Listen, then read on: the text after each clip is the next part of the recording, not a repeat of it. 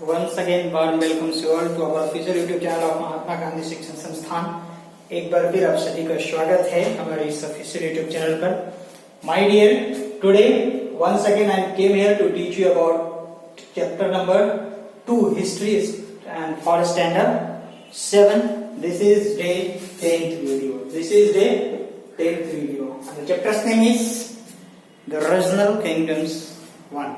My dear student, till now if you have not watched day 1 to day 9 video, you must have to go to playlist and there is all 1 to part 1 to 9 video uploaded there. You must have to go through that and watch all the video. Thereafter if you will watch it, then you can understand, you can get all the issues, all the matter, whatever I am going to discuss over here from these chapters. Okay? So let us start over here today's topic.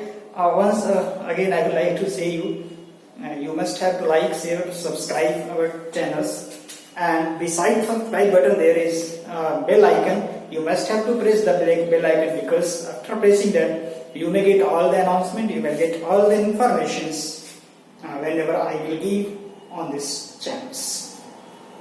You will get all the notifications for this channel. Okay?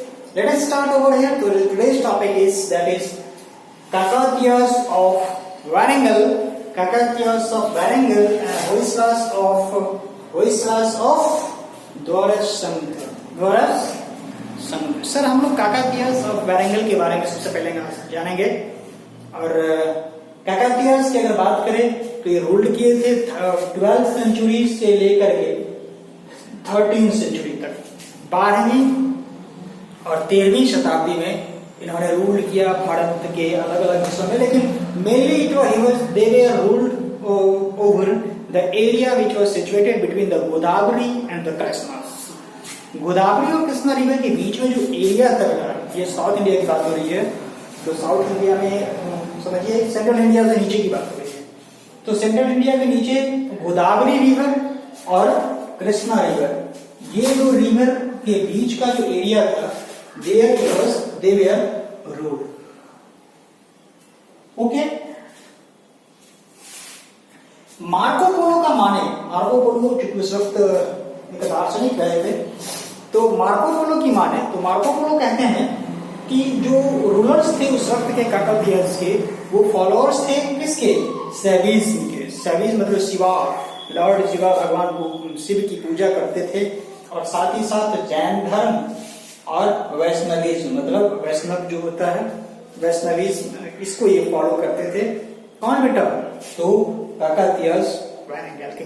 ये area का मतलब south India में है, मध्य प्रदेश से नीचे का area. अगर बात करें महाराष्ट्र, गोवा, इस साइड अगर बात करें तो आंध्र प्रदेश हो जाता है। तो इधर के इलाके पर, नीचे वाले इलाके में वो जहाँ, अच्छा ये साउथ इंडिया में, वेस्ट इंडिया कंपनी, तो हालांकि वो तो 16वीं शताब्दी के बाद की बात है, लेकिन ये 12th और 13th सेंचुरी में वो भारत आते हैं।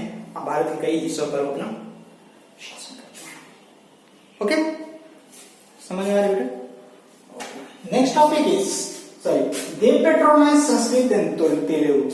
वो दो भाषाओं के ज्यादा प्रचारक रहे, संस्कृत और तेलुगु। हालांकि हम लोग की देव भाषा भी जो ईश्वर की भाषा है वो संस्कृत मानी जाती है, तो संस्कृत और तेलुगु के बहुत ज्यादा प्रचारक रहे। और उस वक्त अर्ली ऑफ 14th सेंचुरी मतलब 14वीं शताब्दी के आरंभ होते ही वो कन्क्वेर्ड हो गए, मतलब युद्ध हुई। पुराने समय में तो युद्ध सब आम बात थी, शासन करने के लिए दिल्ली के सुल्तान के साथ उसकी युद्ध हो जाती है और दिल्ली के सुल्तान उसको अपने राज्य में मिला लेता है। तो दिल्ली सुल्तानेट में वो 14th सेंचुरी के अर्ली पीरियड में ही वो चला जाता है। Okay, now the topic is Hoysalas of Dwarasamudra. Sir ये होयसलास जो था ये साउथ में थे, और साउथ में बेटा अगर बात करें तो साउथ में ये, जैसे आज का जो दिन है, बात कर ले हम लोग कर्नाटका, प्रेजेंट में जहाँ कर्नाटका है वहां इनकी शासन होती थी।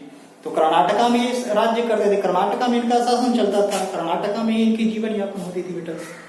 ओके, अब अल्टीमेटेड ये भी वही हुई। जैसे काकातियास अगर वारंगल की बात करें तो इनका भी क्या द्वारा समुद्र की भी बात करें, जो होयसलास हैं होयसला एक डायनेसिटीज है, काकातियास एक डायनेसिटीज है। तो होयसला जब समुद्रगुप्त की अगर बात करें तो ये दिल्ली सुल्तानत इनके जो एक पावरफुल किंगडम थे उनका नाम था विष्णुवर्धन। इनके जो पावरफुल किंगडम था बेटा उनका नाम था विष्णुवर्धन। तो विष्णुवर्धन की अगर बात करें तो विष्णुवर्धन जो एक मोस्ट पावरफुल किंगडम था, इन्होंने कई बार लड़ाइयां भी लड़ी, इनकी चर्चा की गई है। अगले क्लास में आप लोग हो सकता है कि हिस्ट्री के बहुत ज्यादा रुचिकर होंगे तो 11th-12th में आप इसके बारे में पढ़ सकते हैं। बहुत अच्छी बातें हैं। ये दिल्ली सुल्तानत में फिर से मिल गई, पिछले काकातियास की तरह काकातियास भी दिल्ली सुल्तानत में 14th सेंचुरी में ही, अर्ली 14th सेंचुरी में भी मिल गई। 14th सेंचुरी के अर्ली का मतलब है 1301 से लेके 1311 के बीच में ही, 1308-9 में ही ये मिल गई थी। तो इसकी सुल्तानेट भी, दिल्ली सुल्तानेट भी मिल गई, उन्होंने कन्क्वायर्ड कर लिया इस राज्य को, फिर आधिपत्य करके अपना हथियार लिया। फिर दिल्ली में ही ये काकातियास और होयसाला ऑफ द्वार समुद्र जो है एक दिल्ली में ही मिल गया और दिल्ली सरकार उस पर शासन करने लगी। ठीक बेटा, तो उम्मीद है आपको ये सारी इश्यू संगठन समझ में आई होगी। मिलेंगे अगले वीडियो में एक नए टॉपिक के साथ। रीजनल किंगडम 1 में अभी 13वीं शताब्दी पर हम लोग हैं, आगे बात करेंगे 14वीं शताब्दी में, 14वीं शताब्दी में कैसे कैसे राजा आए और कौन कौन डायनेसिटीज थे। फिर तब तक आप घर रहिए। हाँ, स्कूल के ऐप को जरूर आप इंस्टॉल कर लीजिए बेटा। प्रॉब्लम होती है तो you can comment under the comment box. आपको वीडियो में भी कोई प्रॉब्लम होती है तो कमेंट कर सकते हैं, हम वहां के कमेंट का आंसर देंगे। मिलते हैं नेक्स्ट वीडियो में। घर रहिए, सुरक्षित रहिए और पढ़ते रहिए। Thank you. Screen shot